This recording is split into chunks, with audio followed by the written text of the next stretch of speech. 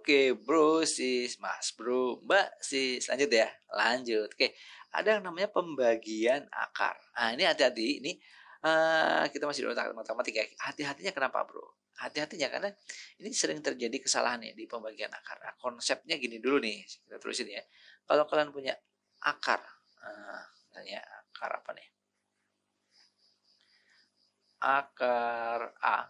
Nah, ini akar pangkat N dari A, gitu ya. Nah, ini sininya akar pangkat N juga dari B. Nah, gitu ya. Ini baru bisa dirubah. Nah, ini baru bisa kalian jadiin satu akar pangkat N dari A bagi B. Tapi ingat, syaratnya ya, syaratnya ini harus sama nih. N, N, N. Ini harus sama. Kalau dia nggak sama ya nggak boleh ya. Kalau nggak sama dia tidak boleh karena dia harus sama. Nah, banyak kan itu dia tidak memperhatikan itu sehingga dia salahnya di situ ya. Dia nggak sama tapi dia tetap dibagi. Contohnya gini, bro, sis, guys. Kalau kan punya tiba-tiba akar nih, akar 6 dibagi 3. Nah, seperti ini kan. Ini bagi nih, jadi akar 2. Oh, salah. Loh, kenapa salah? Bener ya. Eh, kenapa salah? Iya, betul ya. Karena ini bilangannya beda nih. Yang ini akar, ini enggak. Gitu kan. Oke, kayak gini ya. Nah, sama juga kalau kalian punya gini, akar 3, 9. Misalnya akar doang, ini 3 misalnya. Ini kita coret gini, boleh nggak? Nggak boleh juga, gitu ya, ini salah juga. Ini nggak boleh. Kenapa? Karena yang 3 ini nggak ada angkanya. Kalau nggak ada itu 2 sebenarnya. Ini salah. Jadi kalau dia benar-benar sama, baru bisa dibagi, brosis. Ya. Oke, kalau dia benar-benar sama, baru bisa dibagi. Oke, contohnya gini.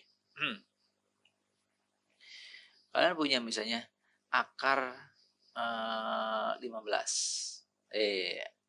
Akar dari 15. Berarti ini ya dibagi dengan akar 15 dibagi dengan akar 5. Ya nggak? Akar 15 bagi 5. Ini kan sama nih. Di sini sama-sama nggak ada angkanya atau sama-sama 2. Ini baru bisa kalian selesaikan menjadi berapa? Betul, akar 15 dibagi 5, yaitu akar 3. Gitu. Ngerti ya? Sip, jadi baru bisa kalau bentuknya seperti itu. Kalau gini juga sama nih, akar pangkat 3 dari misalnya berapa? Saya punya misalnya 64. Gitu ya. Akar pangkat 3 dari misalnya berapa?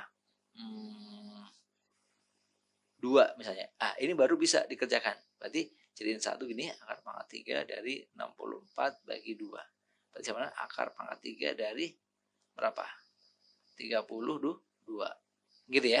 Udah kayak gitu. Kebayang ya, selama dia sama baru bisa. Tapi kalau nggak sama gimana? Nah, kalau nggak sama, selama dia bisa dirubah ke bentuk yang sama bisa. Tapi kalau nggak, ya nggak bisa. Contohnya gini nih, kalau punya akar, misalnya 80, gini deh ya, akar dari berapa misalnya? 50. Gitu ya. Kalian punyanya cuma 5 nih. Kan yang satunya akar, satunya enggak. Ini bisa dirubah. Yang ini akar 50, ininya harus dirubah dalam bentuk akar juga biar sama. Dikuadratin, ya enggak? Karena 5 kuadrat 25 diakarkan jadi 5 lagi. Ya, jadi hanya merubah bentuknya aja.